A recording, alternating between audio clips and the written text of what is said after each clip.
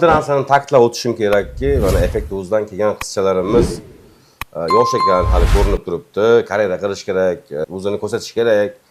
Lekin bitta narsani yoshlik qilib qo'yishibdi. Jurnalist surishtiruv deyishyapti, videoda ko'rinib turibdi. Zokir aka, jurnalist surishtiruvda bom urishyapti. Bir tomonlama bo'lganda. Ha, bir tomonlama. Bu jurnalist surishtiruv har bir detalga ahamiyat berish kerak.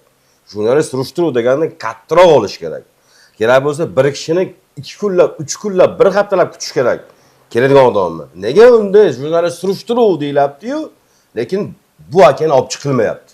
Bu akaga telefon qilinmayapti. Aka sizni kutyapmiz, yo sizni taklif qilamiz deb taklif qilinmayapti.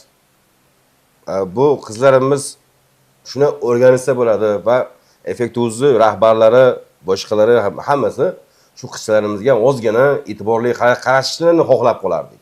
Men qo'shimcha qilaman-da, o'zi Xayrullo Hamidullo Nasriddinovlar orqada turib, mana Alisher deganni olib chiqib qo'yib, mana sen bizni vakilimiz. O'zi asli kecha kuni 23-24-yillar paydo bo'lgan bola bu.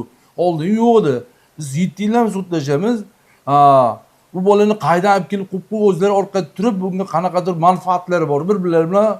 Endi shu hali noqonuniy yerlarni o'zicha qonuniy qilib olmoqchi bo'lib harakat qilishdi xolos. Oxirgi yo'llari ijtimoiy tarmoq bo'libdi-da, sudlarda hamma joylarga borishdi-da, huquqlari yo'qligi uchun, manfaatlari yo'qligi uchun hech qayda bularga yutuq bo'lmaganligi uchun endi oxirgi himoya qilib bizni ijtimoiy tarmoqda bir tomonlama qilib yoritib turib, meni qo'rqitmoqchi bo'lishdi. Lekin davlat bor, qonun bor.